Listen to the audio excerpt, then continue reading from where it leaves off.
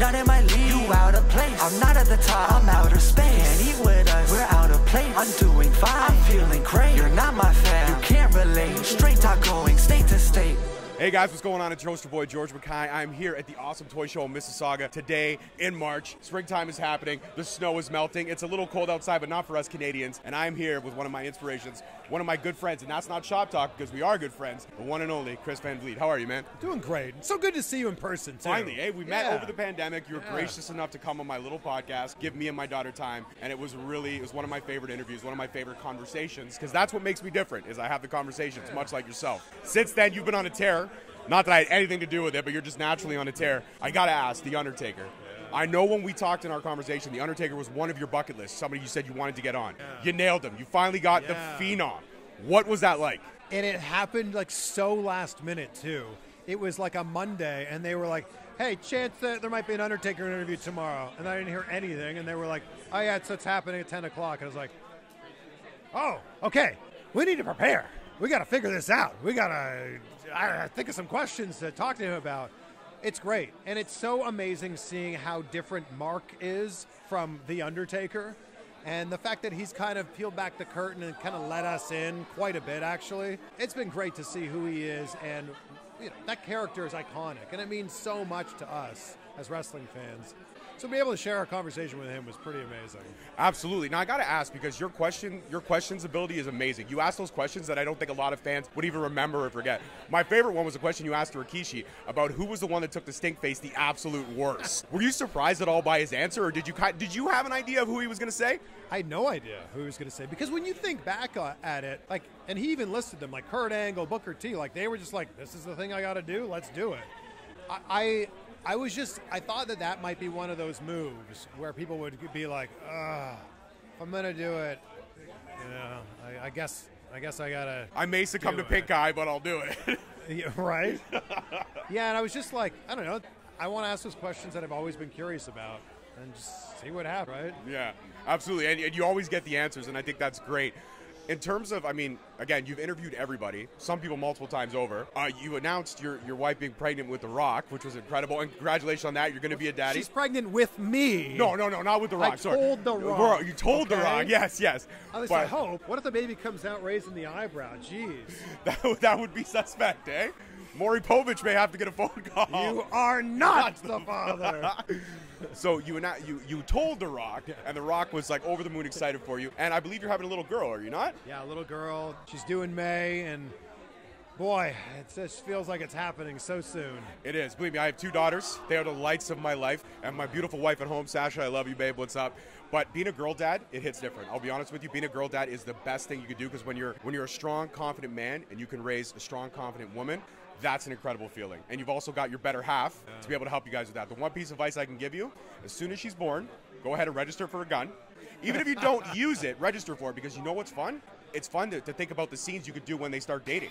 Like, think about it. Bad Boys 2 comes to mind. I would fly out to where you are. I'll be Will Smith to your Martin Lawrence. I'll do it for you. I'll be there in a heartbeat. Or 50 Cent, Den of Thieves. I do live in America. You so, do. Yeah. You have that right. Just go to Walmart and get a gun. So since then, Tom Cruise. I know Tom Cruise. Tom Cruise and you guys have the dimpled olive oil smiles. It's fantastic. What a handsome man he's, right? He really is. Would you say he's your man crush? Ooh, I don't know. I'll tell you mine. Okay. Johnny Depp. Wow. Johnny Depp can do no wrong in my eye. Especially drunk Johnny Depp, like Captain Jack Sparrow. Johnny Depp. Yeah, I love that. I've got a man crush right now on Tom Brady. I like that. Greatest of all time. He's a GOAT. And you look at the guy at 45 playing at the level that he was playing at. I'm about to turn 40 this year, so that's been really inspiring to me. Oh, and nice. Also, like, Brad Pitt's about to be 60, and he looks amazing. George Clooney's 61. Like, I think those are the man crushes.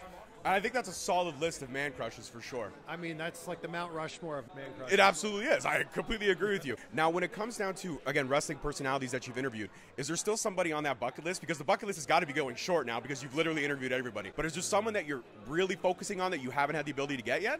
I think it's probably not possible, but I'll keep throwing it out into the world just in case maybe it is. But Vince McMahon would be so good. Like, he's the reason we're standing here talking right now. Like, 100%. He's the reason that wrestling is what it is.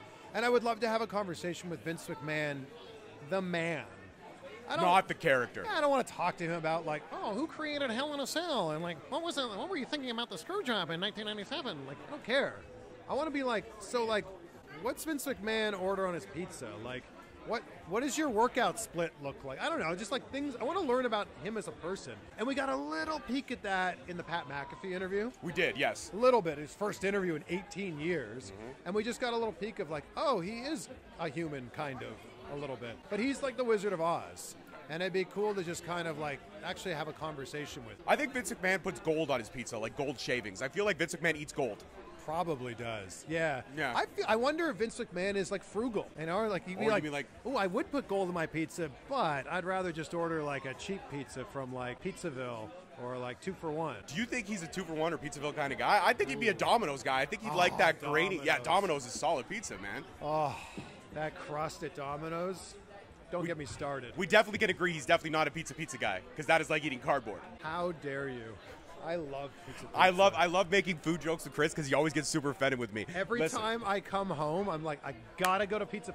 Gotta go to Swiss Chalet. Yes. Okay. So we'll make this news. Chris got very upset with me in our last conversation because I said I wasn't a fan of the Swiss Chalet chick. But since then, only because I like it in the wrap. Since then, I brought in my horizons thanks to you and my wife pushing me, and I do enjoy the quarter chicken dinner. Good. And I do enjoy lapping it up with all kinds of chalet sauce. They're fries dipped in the sauce. You made me change my perception, so there you go. Thanks to you, I am now a Swiss Chalet-aholic. It's actually my go-to meal. Wow. Yeah, it used to be like, burgers and stuff like that. Nope, Swiss Chalet is my go-to now. We're changing lives You're changing lives one chicken fan at a time. One chicken. Now, I got to ask you this, because this is a chicken debate that's been going on forever. Swiss Chalet is great for rotisserie chicken. Yeah. But when it comes to the greasy nastiness, are you a KFC guy or a Popeyes guy? I haven't had fried chicken in a very long time. But when you do, what is the go-to? Or what was once the go-to? I guess it was probably KFC. KFC. Only because I worked in the mall growing up, and it was in the mall. Right. And Popeyes wasn't. Right. That was it. That was it. That's nice. And it was like $5. You got like a ridiculous amount of very unhealthy food. Remember Tootie Tuesdays? Oh, yeah.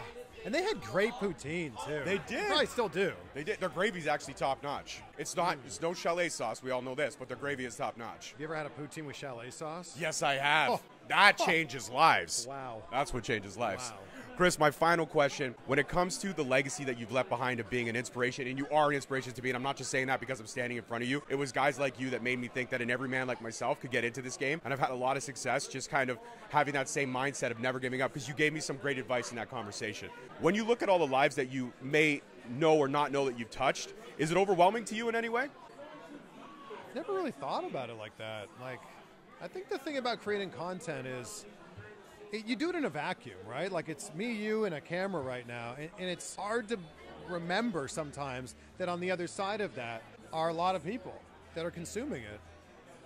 I've always created content for me, and it's just fascinating and amazing, and I'm so incredibly honored and grateful that anyone else, even just one other person, would enjoy it or appreciate it, and that's been really cool to me. It's just knowing that other people have enjoyed the content that I have selfishly just enjoyed making myself.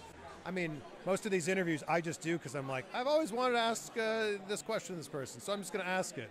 And then if someone else is like, hey, that was a great question, I'm like, cool, man. Like, I'm glad you liked it as much as I did. That's really what this has always been about for me. It absolutely is. And now, one final thing before I ask you to shout out the show for me. Your Vince McMahon impression is top-notch. Please, for me and all the fans at home, give me a Hell in the Cell, Vince McMahon. That match is going to happen inside Hell in a Cell. Like that, right? That's amazing. And you got the growl in there at the end. What about You're Fired? Can you do a good You're Fired? You're fired. You don't say fired.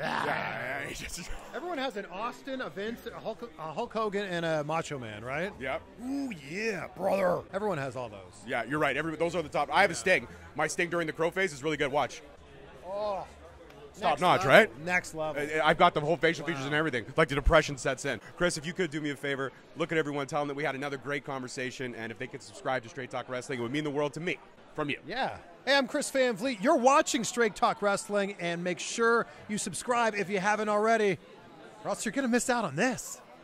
That's it for this one, guys. Chris Van Vliet, thank you so much. It's an honor and a privilege. Good to see you, George. I appreciate you. Thank you. Peace, love, and wrestling, guys. We'll see you next week. Peace. Thank you so much for listening. Don't forget to tune in next week for another great episode on all available podcast platforms and hosted on Podbean. Also, check us out on YouTube at Straight Talk Wrestling, on Instagram at Straight Talk Wrestling, on Facebook at Straight Talk Wrestling, and on Twitter at _Straight Talk. And if you feel the need to buy some sweet merch, check us out on ProWrestlingTees.com. Leaving the scene with no trace, none in my league. You out of place. I'm not at the top. I'm outer space. Can't eat with us. We're out of place. I'm doing fine. I'm feeling great. You're not my fan. You can't relate. Straight talk going state to state.